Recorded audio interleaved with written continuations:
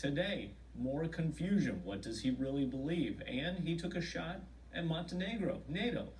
These are all positions that the Kremlin would love for the United States to take. We are doing active measures on ourselves. It's very hard to figure out what the truth is. We saw it on Monday. The president's Twitter account puts out a tweet. Russian Minister of Foreign Affairs says, "We agree."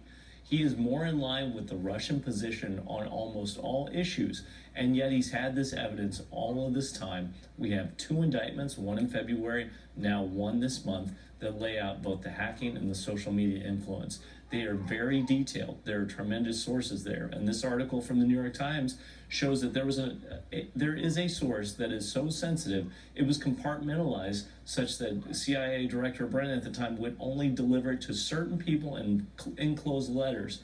That source is so highly confidential that we probably only have 5 like that, maybe in our entire country.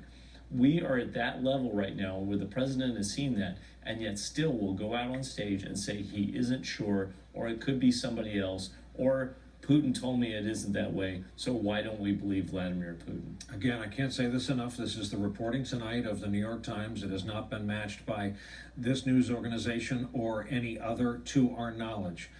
But again, if true, Clint, this means all the investigators on this case, from the special counsel on down, have known this to be true as their baseline predicate for the investigation of this president and all the people in his orbit. Yes, and rewind this back to a little over a year ago when FBI Director Comey was fired.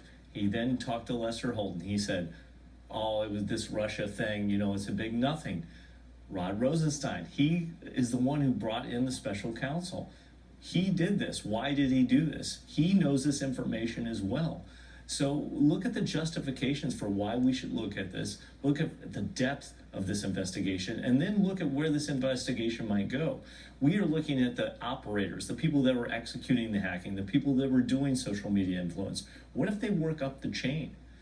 If we go back to Osama bin Laden, the case against Osama bin Laden in the 1990s after the embassy bombings, you start off with the figures that do the attack, but when the United States is attacked, who do we charge? The person who made the decision. What if we are looking at that coming forward in the next few months and looking at the Americans that might be tied to this case in the next few months?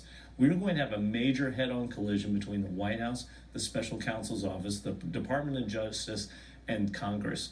And I think this is the time, especially if you're on Capitol Hill, you need to start making decisions about who you are in this for. Are you going to ride with the president all the way to the very end, or are you going to stand up for this country, support your intel agencies, which are doing the work? We're seeing a lot of breaking in the Senate. We're seeing a lot of breaking even in the House.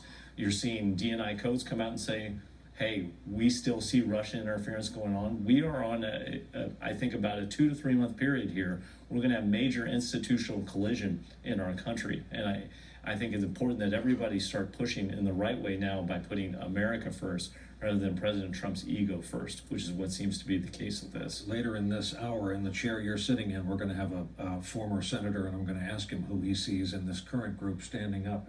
Hey, Phil Rucker